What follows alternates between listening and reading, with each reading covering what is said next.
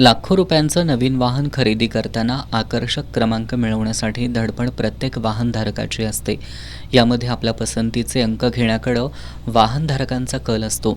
वाहनांना आकर्षक नंबर घेण्याचं प्रमाण कोल्हापूर जिल्ह्यात वाढलंय. पसंतीच्या वाहन क्रमांकासाठी प्रादेशिक परिवहन विभागानं शुल्क निर्धारित केलंय. काही वाहनधारकांनी पसंतीचा क्रमांक मिळवण्यासाठी क्रमांकांच्या लिलावात सहभाग घेतला होता. या लिलावातही वाहनधारकांनी मागपुढं न पाहता कोट्यावधी रुपये भरून हे वाहन क्रमांक मिळवलेत.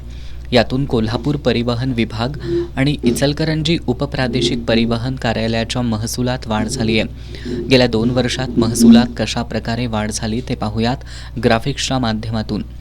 2023-24 या आर्थिक वर्षात कोल्हापूर जिल्ह्यातील 20,099 वाहनधारकांनी आवडते वाहन क्रमांक घेतले असून यातून 13,70,00,000 रुपये महसूल मिळालाय.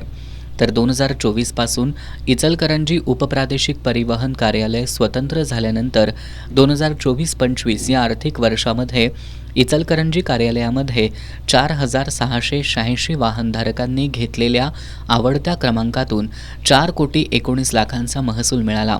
तर 2024-25 या वर्षामध्ये कोल्हापूर कार्यालयातून 15,193 वाहनधारकांनी लक्ष वेधून क्रमांक घेतलेत. यातून कार्यालयाला 13,61,00,000 रुपयांचा महसूल मिळालाय. म्हणजेच 2 वर्षात आवडत्या वाहन क्रमांकासाठी हौशी लोकांनी सुमारे 32 कोटी रुपये मोजलेत.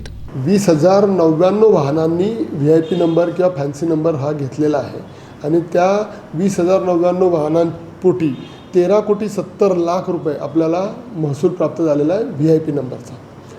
आता 23-24 नंतर 24-25मध्ये इचलकरंजी कार्यालय वेगळं झालं आणि त्यामुळे इचलकरंजी कार्यालयामध्ये 4,686 वाहनातून 4,19,00,000 इतका रेव्हेन्यू प्राप्त झालेला आहे.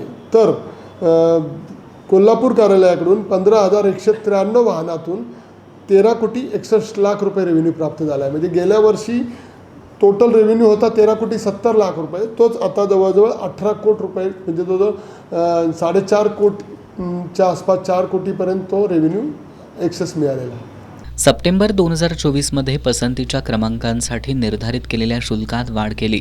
तरीही प्रत्येक बाबतीत वेगळेपण जपणाऱ्या कोल्हापूरकरांनी कोट्यवधी रुपये भरून आपल्या वाहनावर पसंतीच्या क्रमांकांसाठी नंबर प्लेट लावली आहे.